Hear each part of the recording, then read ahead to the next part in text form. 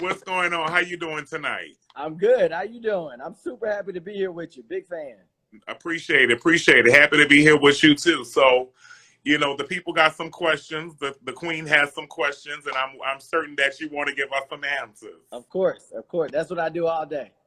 I'm great. So first and foremost, I want you to introduce yourself to the people and let them know who you are and what you're running for. Gotcha. I am Mayor Adrian Perkins of Shreveport, Louisiana, the third largest city in Louisiana, and I am running for the United States Senate. I'm number 11 on your ballot for those of you out there that are Louisiana residents that are voting in this election. So, Mayor, we are very happy that you are running for U.S. Senate. And my first question to you is, why did you choose to run for U.S. Senate? I chose to run for U.S. Senate because of COVID-19 and the failed response from our national leaders. As mayor, we were working overtime this year to keep our citizens safe, making sure we were putting out messaging for people to social distance, wear a mask. We were giving small businesses micro grants so that they can survive throughout the pandemic with those unforeseen expenses. But we realized that we weren't getting relief from Washington, D.C., or if Washington, D.C. wasn't telling people that they should be wearing a mask and echoing our message, that people in the community weren't going to listen, that people in the community weren't going to have the resources that they need. So all of our efforts were for naught. And my opponent, Senator Cassidy, has voted against unemployment benefits. He's a medical doctor, leading with this and telling people to listen to the healthcare experts. And, we just can't have him in there for another 6 years with him being as harmful as he is to people. I appreciate that. And, Madam Mayor here, LaToya Cantrell, she has been doing the same thing, fighting for our people. Oh, yeah. A lot of times, us as the Black community, we don't understand some of the sacrifices and the things that y'all have to do to keep us safe on a local level. And she has been doing that same thing, fighting for us and fighting for her people and making sure that we're safe and that we get just the proper messaging that we need of what's going on. It wasn't coming from Washington. Like you say, Washington holds the power, but when Washington says something, it's not like listening to people that you are familiar with and your local leaders who really affects your direct community. And growing up in Shreveport, what did you want to do with your life? I'm gonna be honest. I grew up in one of the poorest neighborhoods in Shreveport, a neighborhood named Cedar Grove here. My mom raised me and my two older brothers. I grew up with a single parent, and mom was like superwoman to me. She worked multiple jobs to take care of us, even earned her degree before I got out of middle school. So despite my neighborhood, by the time I was in high school, I was an all-state athlete in Louisiana. I was my class president, had a bunch of opportunities, but 9/11 happened, so I decided to go to West Point, which I didn't know anything about. Freedia, I don't know if y'all knew about that in New Orleans much, but I didn't know much about it in Shreveport. And I went and I loved it. I was my class president there. It was good.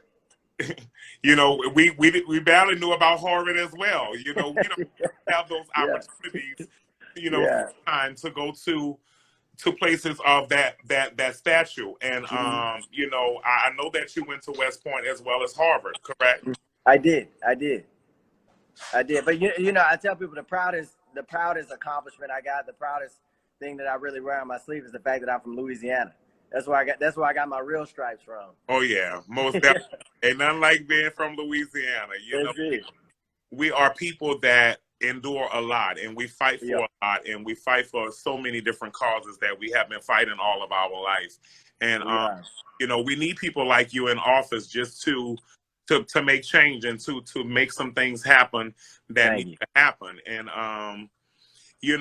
what are the most important issues before Louisiana voters this election?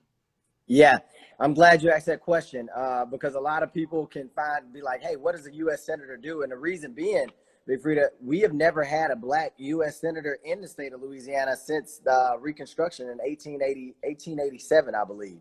So it's been a long time since people that look like me and you have even had the opportunity to run for this office and been a real legitimate challenger. And what we see, the issues that we're going to the polls to vote on is healthcare. Right now, 500,000 Louisianans are enjoying healthcare because our governor did Medicaid expansion, but my opponent wants to strip that away from them, take away healthcare. And he is still supporting litigation to strip away means from the Affordable Care Act in the middle of a pandemic. And that really affects our community. Our voting rights as well. He's been silent about that when we've seen people just come after our right to vote constantly. And that's a modern day problem. It's crazy. Affordable drug pricing is on the ballot.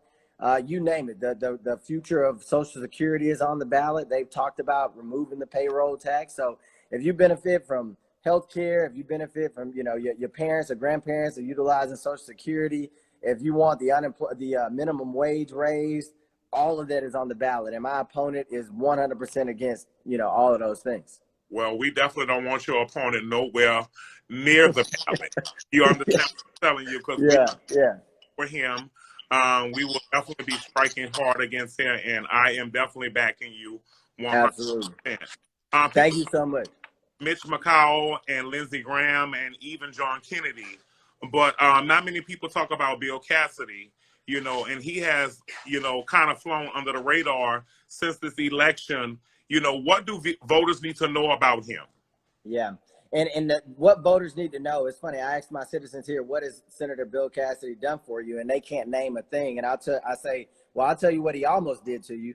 And what he almost did was pass the Graham Cassidy bill that, like I said, would have taken away health care from 500,000 Louisianians. And it would have jeopardized it for anybody with a pre-existing condition in Louisiana.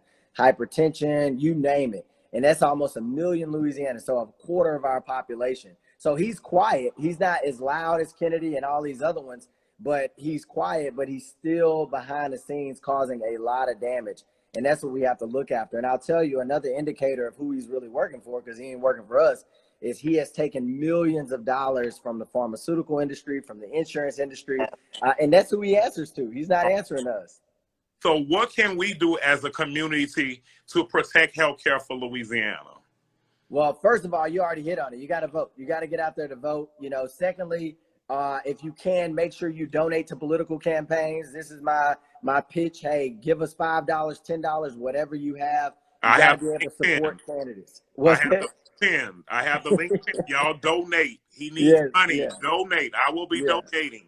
Echo that message, because the thing is, we're competing against massive corporations with billions of dollars that's giving him a lot of money. So we got to make sure we have a people power campaign contributing to somebody that's going to go to DC and that's going to protect healthcare, going to protect Social Security, going to raise minimum wage, the whole gauntlet. Going to make sure we bring good jobs to Louisiana, make sure we look after our communities that's being displaced because of these hurricanes. We've been through so much this year, and we deserve a leader that's going to be fighting for us.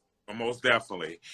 Just to switch gears a little bit, what do you plan to ensure for full protection of the LGBTQ community, a community that I represent and needs protection? Yeah. Absolutely. What you said, complete full protection. And we're going to make sure that we appoint Supreme Court justices that respects the LGBTQ community as well. And that's something that Senator Cassidy is pushing, conservative justices that's bringing forth and going to likely attack Obergefell and a bunch of the monumental Supreme Court judgments that are protecting the LGBTQ community and making sure that you all have the same exact rights as we do, from marriage throughout. And that's something, again, that my opponent is on a complete opposite side of. And this is something I like to brag about. I'm the mayor of a city, so I already have some actions that I can point to. And you better believe we celebrate Pride Month. We celebrate everything here in the city of Shreveport. This is an inclusive community, and that's the way I lead, and I've led as mayor, and that's the way I lead as United States Senator as well. We appreciate that. We need people that's going to back us and fight for us. The LGBTQ community has been fighting for, all of our lives. Oh, yeah. And they started fighting for us way back then and having those rights and stuff. It still feels like we're not being represented and protected in the right manner. And we appreciate you just taking the opportunity to run for the U.S. Senate, that we can get this type of protection that we need and that we deserve as each equal human being that's on this earth do. Big Freedia, I want to commend you, though. You represent something great that a lot of people forget about. They forget about the intersectionality between the LGBTQ community and Black people. You know, a lot of times they look at it narrowly and think, oh, you got to fight for black people or you got to fight for the LGBTQ community. And you got to realize there's a lot of overlap. You know, there's black people within the community as well. So, you know, I just want to commend you on that. You are a great example of somebody that's doing amazing things that represents that intersectionality that we always have to fight for. Thank you. I appreciate it. Louisiana has been a birthplace for some of the greatest art and music around the world ever seen. What do you plan to do to promote this art? Well, first of all, I'm gonna put up big Freedia posters everywhere. Oh, they said that. You already know. We're gonna pass a law to make sure you become the national treasure that you are. No, but seriously, you know, I mean, you can walk a block in New Orleans, you can walk a block in many cities around Louisiana and hit, you know, one of the most amazing musicians that you've ever met in your life and hear live music, no matter where you go. So, and I tell you, people don't know this, but I actually grew up as an artist myself. I used to draw, I used to paint. I thought I was going to art school for a really, really long time, but it's imperative that we protect the arts, no matter what that medium is that you particularly use. And even to this day, I realize when I'm solving problems, it ain't just black and white. It's not just, you know, it's not like a simple math problem. There's an art to solving problems. There's an art to understanding and connecting with people. Lots of engines. Oh yeah, big time, big time. I mean, what you do, you bring together people more than, you know, any political speech or anything out there. Life, all walks of life. No, no race is not a thing over here in color. And I bring all different walks of life together, and it's about, you know, putting us together on one accord. You know, we together because it will affect all of us one way or another, a family member or something. It will. In a big way, just a big, you know, a tangential way we can do that is really just putting more money into our schools and investing in early education early, and understanding that we do have to focus on STEM because we do need engineers, but understanding that there has to be a balance and we have to make sure that we're investing in the arts as well, and that we need to have every school in America with an art program. Listen, I miss the art programs. I miss the choirs and the music programs. You know, I was a choir director in high school, so that was big for me. It look what it has done for my career. You know what I'm saying? Like, these things are things that prayer in school, all of these things, we need these things back, and bringing some of the stuff back to the old days. It feel like all the big mamas and all the traditional stuff that we used to do that used to keep us grounded, they are not doing anymore. And we need to keep reminding ourselves of those times. Oh, yeah. I got to tell you, my mom, if the church doors are open, my mom had us in there. I grew up Koji, Church of God in Christ, and I was there on Sunday mornings, you know, Bible study, Fridays. And they put me in the choir, and I learned very early that singing was not my talent. So I'm appreciative of that. As long as you go on the notes, you can be in a choir. You don't have to sing very well, but as long as you go on the note, you can make it. Yeah, that's not me. That's not me. We carry each other. We're seeing a record of early voting numbers here in Louisiana. Why do you think that is?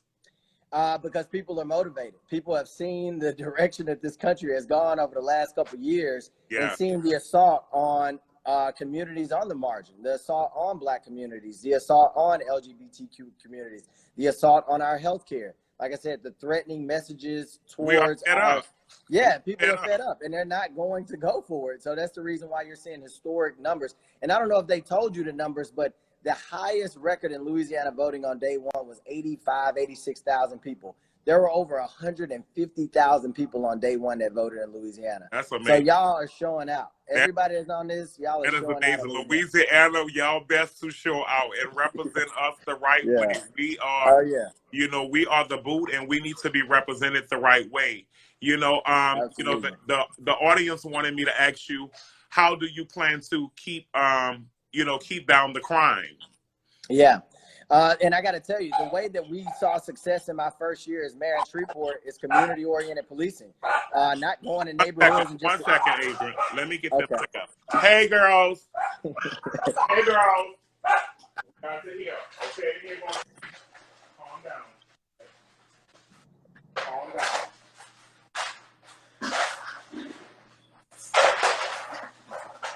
I'm so sorry about that. You know, the dogs sometimes hear cars, whatever. And I understand. Give them a little treat. They would have went ham. Yeah, no, I completely understand. Yeah, I'm sorry. Can you repeat the question one more time? Yeah, so people just wanted to know, how do you plan on keeping crime, you Oh, yeah. know, down? Yeah, so I tell you, my first year in office as mayor was the safest year in Shreveport in 45 years. And the way that Shift we your did camera.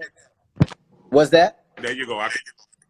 Okay, yeah, yeah. It was the safest year in Shreveport in 45 years. And the way that we did that was we really went after community oriented policing. And that's your police officers not going in the neighborhood and just arresting people and having all these negative associations, but going into the neighborhood and getting to know the grandmothers that sit on the porch, that see everything in the neighborhood. There's always peeking out the window and just Right. introducing themselves and creating that relationship.